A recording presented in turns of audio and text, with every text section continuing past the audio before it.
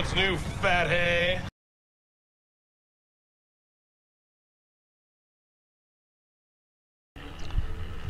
The Young Justice Marathon continues here on Action Figure Times with Artemis in the 6-inch and her diorama.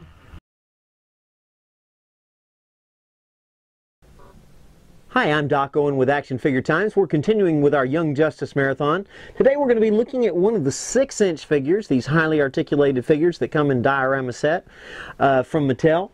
I'm actually excited about checking these out. Today we're going to be looking at Artemis, who in the comics is Arrowette. Now, remember that we've got some giveaways going on during the marathon of some Young Justice product. We've got some single packs, some 2-packs. You can go to our forums to find out about that at aftimes.com, or at the end of the broadcast we'll also give you a little bit of insight into how you can win one of these great prizes. Special shout out to Mattel and to enchantedtoychest.com for helping make this possible. For all of your e-tail, when you want to buy something on the internet, if you want to get your toys in advance, Enchanted Toy Chest is the way to go. Now, in looking at these, it is a nice window box. It's a pretty huge box. It's not something you're going to see hanging on a peg somewhere. Now, it's still got the same kind of artwork going on all the way around. You can see she's in there. It says that she comes with 7 weapons. That's pretty much going to be all those different arrows in there. She's got her compound bow. She's got a target right here that we'll be looking at. Now on the back, it gives a little bit about her. Some artwork there. I'm surprised she's not pulling the bow or anything. But then you've got here a little bit of a different bio than her from Arrowette. It's her dad that really pushed her. I think in the comics it was her mom that really pushed her, wasn't it? You'll see the 3 others in the 6-inch series, and then some of the 2-packs that we've got going on here. But and here's where you'll find the name. Now let's go ahead and get these puppies out, or get this puppy out.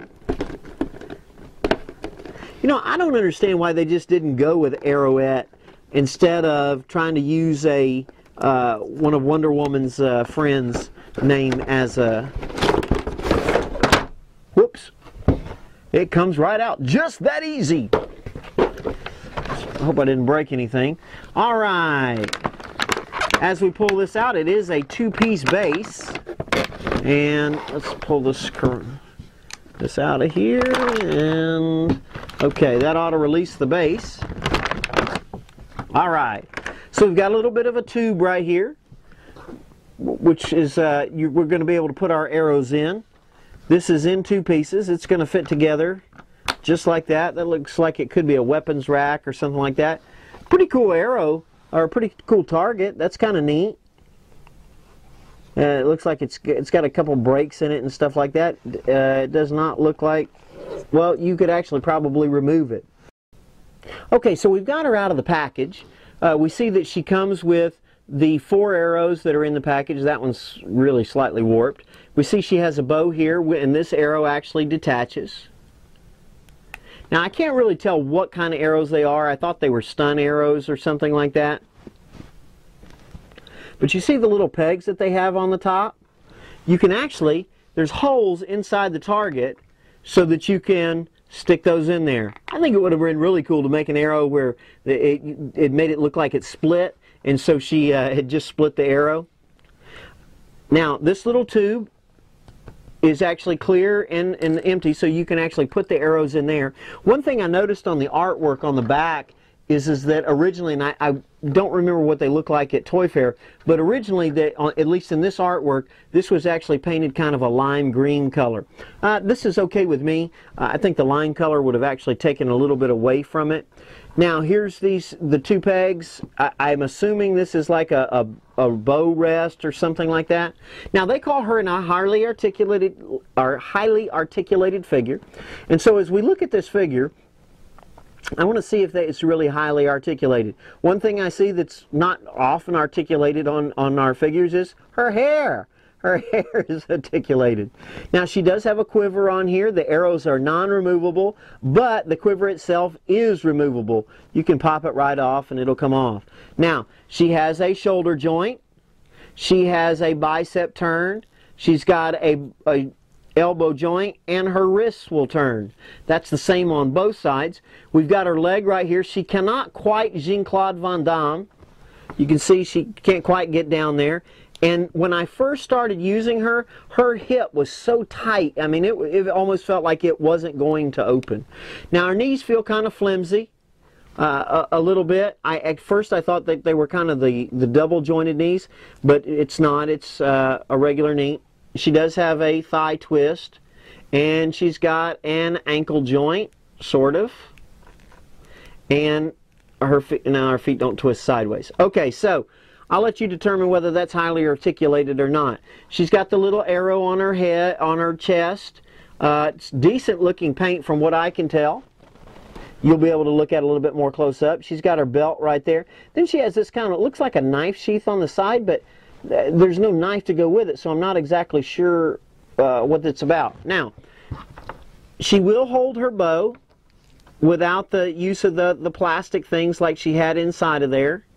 We saw that happen. One thing I think is going to be difficult, though, is that I don't know how she can realistically hold this bow, because it doesn't seem, maybe if I bend her elbow out here and I try to get it in there, I just don't see how she can realistically hold that bow. That's about as close as I can get it.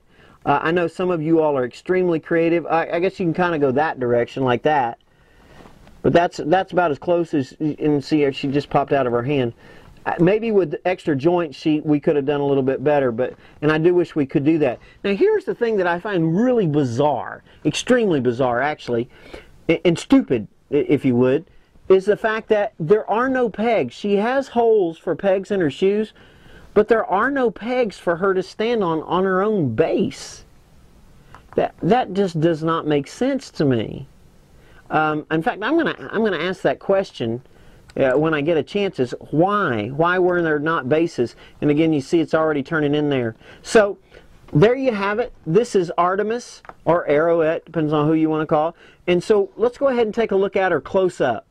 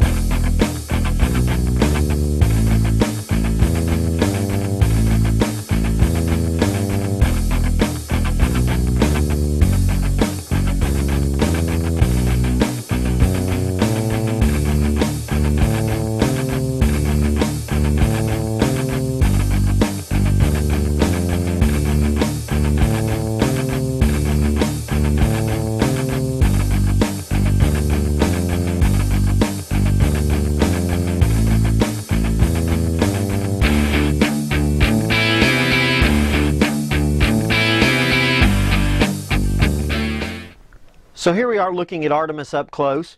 I think it's a decent face sculpt. I do think that they might have given her a little bit of a different coloring in her lips or something. Never seen articulated hair before.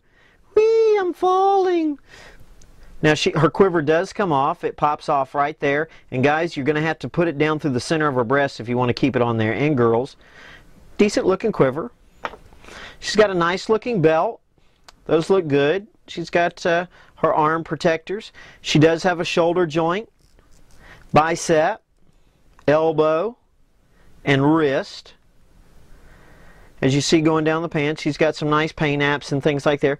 This right here, it looks like it ought to have a knife. It doesn't include it. That's kind of weird to me.